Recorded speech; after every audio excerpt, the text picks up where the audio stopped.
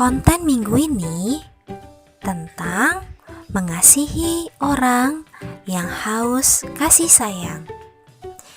Kita akan belajar untuk mengasihi orang lain yang haus kasih sayang. Nah, adik-adik, apa itu haus kasih sayang? Haus kasih sayang artinya sangat membutuhkan rasa kasih sayang. Seperti contohnya dapat kita lihat sebagai berikut. Perhatikan ya adik-adik. Apakah adik-adik pernah melihat orang yang mempunyai keterbatasan fisik? Orang yang mempunyai keterbatasan fisik itu disebut disabilitas. Mari kita lihat contoh orang yang mempunyai keterbatasan fisik. Adik-adik, berikut ini adalah contoh orang-orang yang memiliki keterbatasan fisik atau disabilitas pada kaki mereka. Seperti bapak-bapak pada gambar 1, 2, dan ketiga. Mereka haus akan kasih sayang. Adik-adik harus mengasihi bapak-bapak ini. Orang-orang yang memiliki keterbatasan fisik tidak boleh kalian jauhkan, tapi kalian harus dekatkan mereka karena mereka butuh kasih sayang. Mereka haus akan kasih sayang. Jadi adik-adik harus mengasihi mereka, menyayangi mereka, dan berteman dengan mereka. Adik-adik, ada seorang anak kecil yang tidak dapat berbicara. Dia bisu sejak kecil. Anak tersebut jika ingin menginginkan sesuatu, dia harus melakukan dengan isyarat dengan menggerakkan tangan. Nah, anak tersebut tidak mempunyai teman karena tidak ada yang mau berteman dengannya. Karena anak tersebut tidak dapat berbicara, sehingga anak tersebut tidak bisa diajak bermain menurut teman-temannya. Sedih sekali adik-adik. Kalau adik-adik tidak mempunyai teman di sekolah, pasti sedih kan? Kakak juga sedih dengarnya. Sekarang kakak ingin memberikan contoh. Coba deh adik-adik. Adik-adik tutup mulut adik-adik. Adik-adik tidak boleh berbicara.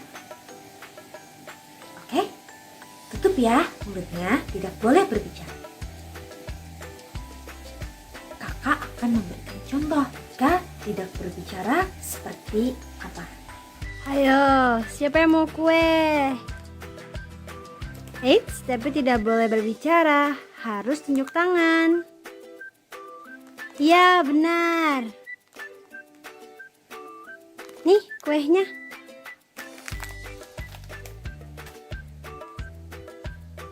Sama-sama. Seperti itu adik-adik. Ada seorang guru ingin memberikan kue kepada anak muridnya. Tapi seorang guru tersebut tidak mau anak muridnya itu berbicara untuk bilang saya mau kue. Tapi guru tersebut ingin anak muridnya itu tunjuk tangan supaya kita dapat merasakan jika ada anak tidak dapat berbicara, bagaimana anak tersebut ingin menginginkan kue tersebut. Bagaimana rasanya adik-adik jika tidak berbicara? Sedih ya? Maka dari itu kita harus menyayangi orang seperti itu. Kita harus berteman juga. Kita harus mengasihi, sayang kepada orang tersebut. Anak tersebut haus akan kasih sayang. Kasih sayang dari kita dan teman-temannya. Adik-adik harus bersyukur karena kita masih bisa berbicara dan Tuhan selalu memberikan kesehatan pada kita semua. Mari kita lihat kisah tentang Tuhan Yesus menyembuhkan anak yang bisu. Mari kita lihat. Suatu ketika, Yesus melihat murid-murid Yesus yang lain sedang dikelilingi orang banyak. Wah, ada apa nih? Jangan-jangan mereka sedang dimarahi orang banyak. Oh, rupanya yang terjadi adalah murid-murid Yesus yang lain tidak dapat mengusir roh jahat yang memasuki seorang anak, sehingga anak itu bisu, tidak dapat berbicara. Ayahnya sedih sekali karena anaknya sangat menderita. Kadang-kadang tubuhnya berguling-guling di tanah. Dan bahkan orang-orang pada waktu itu tidak ada yang mau berteman dengannya. Yesus sangat sedih melihat keadaan anak itu. Ia lalu menyuruh mereka membawa anak itu supaya dapat disembuhkan. Apakah adik-adik tahu jika anak itu sejak kecil sudah sangat menderita, tidak dapat berbicara? Lalu Yesus bertanya kepada bapaknya, "Apakah kau sungguh-sungguh percaya bahwa aku dapat menyembuhkannya?" Si bapak kurang percaya, namun dia bersuruh minta tolong pada Tuhan agar dia dapat menjadi percaya. Wah adik-adik, akhirnya dengan kasih Tuhan, ia mengusir roh jahat yang ada di dalam diri anak tersebut supaya pergi meninggalkan tubuh anak itu, sehingga anak itu tidak bisu lagi dan dapat berbicara. Hore! Adik-adik, bagaimana ya rasanya jika kita mengalami hal seperti anak tersebut? Pasti sedih ya adik-adik. Tapi sekarang anak tersebut sudah senang karena anak tersebut bisa berbicara lagi. Kita juga pasti senang dong, bahagia karena akhirnya dapat berbicara lagi, dapat bernyanyi, tertawa, dan bercanda. Dan bisa mendapat teman karena dia bisa berbicara kembali.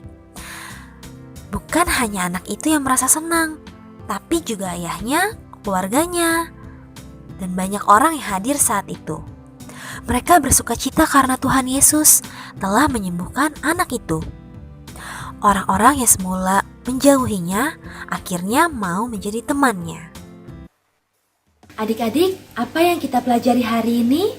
Kita harus mengasihi orang yang haus kasih sayang. Seperti cerita tadi, Tuhan Yesus menyembuhkan anak yang tidak dapat berbicara, sehingga anak tersebut bisa berbicara kembali. Adik-adik senang? Kita semua senang sekali. Anak tersebut bisa berbicara kembali. Tuhan Yesus ingin kita mengasihi orang-orang yang sedang bersedih, yang mempunyai keterbatasan fisik, seperti tidak bisa berbicara, tidak bisa mendengar, tidak bisa melihat. Tuhan ingin kita menghibur mereka dan menemani mereka. Kita juga harus menyayangi mereka karena Tuhan akan senang melihat kita berbuat kebaikan kepada orang-orang yang membutuhkan kita. Dan kita juga perlu menghibur mereka agar mereka tidak sedih lagi. Oke adik-adik? Ayat hafalan minggu ini di Matius 7 ayat 7. Mintalah, maka akan diberikan kepadamu. Kakak ulang ya. Matius 7 ayat 7. Mintalah, maka akan diberikan kepadamu. Aktivitas hari ini kita akan belajar bahasa isyarat. Pertama, kata terima kasih. Terima kasih. Kakak ulang ya. Terima kasih. Lalu kita mau belajar kata aku sayang kamu. Aku sayang kamu. Ulangi ya. Aku sayang kamu. Yang ketiga, kita belajar Tuhan sayang kamu. Tuhan sayang kamu. Aku sayang kamu. Seperti itu adik-adik, selamat mempelajari. Adik-adik, sudah selesai konten hari ini. Sampai berjumpa adik-adik. Selamat hari Minggu. Tuhan Yesus memberkati. Bye-bye.